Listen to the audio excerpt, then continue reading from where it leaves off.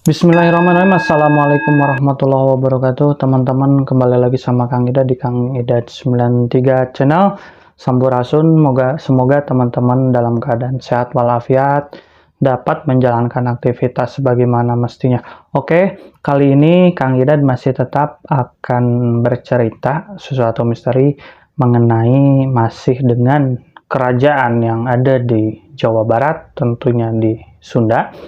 Oke, seperti yang kita tahu bahwa kerajaan Sunda itu runtuh pada tahun 1579 Masehi di daerah Pakuan Pajajaran ya, nama daerahnya Bogor mungkin saat ini.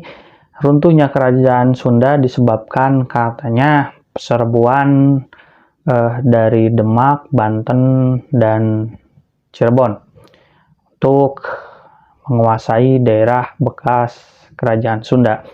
Namun Kang Idan meragukan cerita itu, tapi apalah daya karena memang yang banyak dicatat oleh para sejarawan yaitu cerita bahwa Sunda runtuh karena serbuan dari Kesultanan Islam. Oke, di luar itu semua, kali ini kita akan berbicaranya mengenai kerajaan Sunda dan Galuh. Jadi kalau periode akhir dari pusat kerajaan Galuhnya itu saat Prabu Sri Baduga Maharaja atau yang sering disebut juga Siliwangi yang terakhir, Kanjeng Prabu Siliwangi yang terakhir itu kan ada 3 ya, dan yang terakhir itu adalah Sri Baduga Maharaja atau yang sering difilmkan Prabu Siliwangi. Sebenarnya ada 3, tapi yang termasyhur adalah yang terakhir.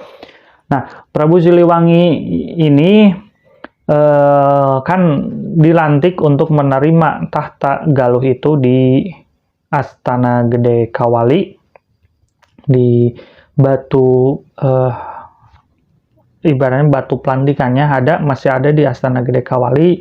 Kemudian karena pada saat itu pertentangan hebat antara Galuh dan Sunda, maka para resi turun untuk mendamaikan kedua kerajaan itu. Maka diambil kesimpulan bahwa harus ada pernikahan yang mengikat saudara antara Galuh dan Sunda. Maka dari kerajaan Galuhnya sendiri yang akan dinikahkan adalah putra laki-laki Prabu Sri Baduga Maharaja yang mungkin tidak terlalu banyak dicatat, tapi itulah, ataupun Prabu Siliwangi yang terakhir dinikahkan dengan Kendring Manik Maya dari kerajaan Sunda.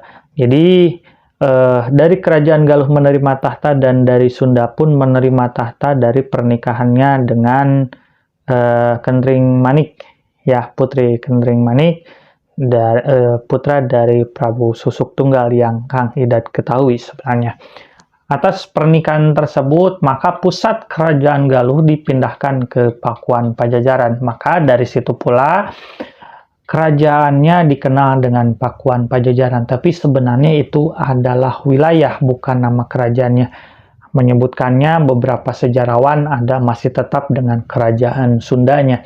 Sedangkan Galuh tidak serta-merta ditinggalkan bubar, tapi Galuh itu masih tetap dilanjutkan dengan periode Prabu Haur Kuning, kemudian terpecah menjadi 3 bagian dari Galuh, dan pada akhirnya dirubah sampai periode keadipatian atau Bupati Galuh. Nama Galuhnya tetap ada, dan sebenarnya dibandingkan dengan kerajaan Sunda, kerajaan Sunda jelas-jelas runtuh pada tahun 1579. Sedangkan Galuh sendiri sampai periode abad ke-17 dan ke-18 itu masih tetap ada, walaupun status kerajaannya turun menjadi hanya keadipatian atau kabupaten. Dibuktikan dengan adipati pertama yang diangkat oleh Kesultanan Mataram karena pengaruh politik Mataram turun, yaitu Adipati Panaikan atau nama aslinya adalah Ujangoko, yang akhir masa-masa hidupnya itu berakhir tragis dengan terbunuhnya, kemudian dimakamkan di situs Karangkamulian yang ada di Cijengjing, perbatasan dengan Cisaga ya. Di situ ada makam khusus, dan makam itu adalah adipati pertama dari Galuh setelah periode kerajaan Galuh diturunkan statusnya oleh Sultan Agung dari Kesultanan Mataram. Jadi sehingga jelas Sunda itu runtuhnya pada tahun 1579 Masehi, sedangkan Galuh masih tetap ada pada periode berikutnya, walaupun statusnya diturunkan hanya sekelas adipati.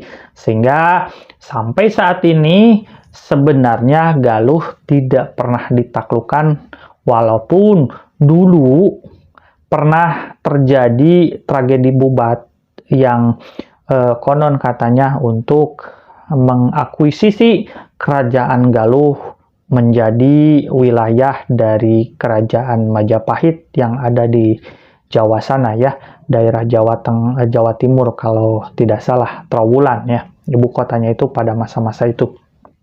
Tidak pernah sampai saat ini.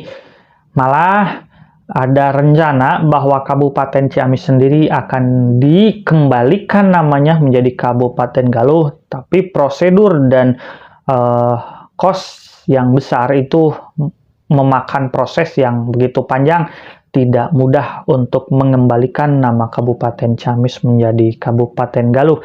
Sehingga kalau benar-benar terjadi nama Kabupaten Ciamis dikembalikan menjadi Kabupaten Galuh, maka sampai saat ini bisa dikatakan bahwa Galuh tetap ada dibandingkan dengan saudaranya dari Sunda.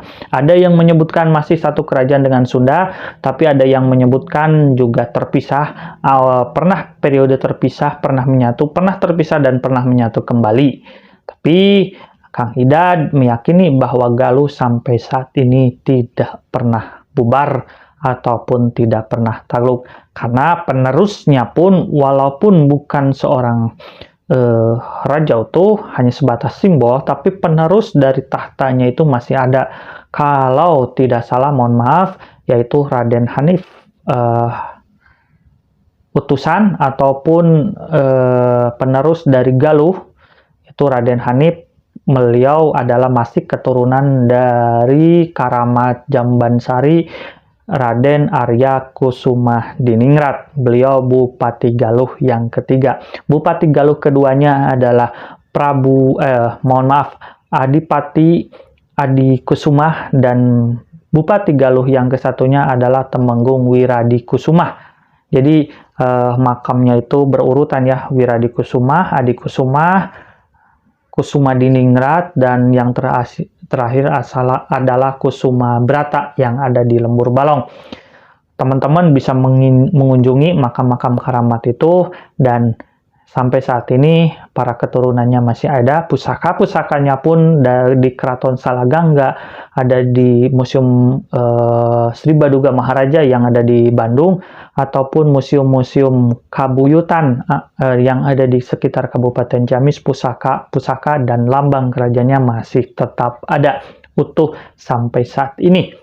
Itu saja teman-teman yang bisa Kang Idad sampaikan mengenai misteri dari kedua kerajaan yang pernah terpisah kemudian menyatu.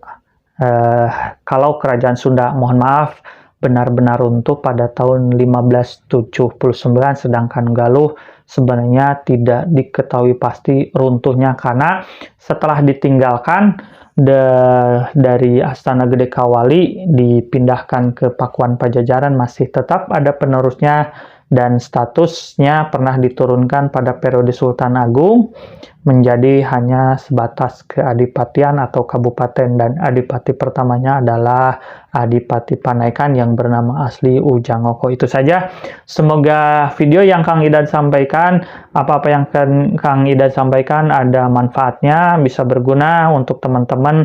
Yang belum subscribe mohon di subscribe, like, dan komen agar Kang Idad makin semangat bikin videonya. Wassalamualaikum warahmatullahi wabarakatuh. Sampurasun.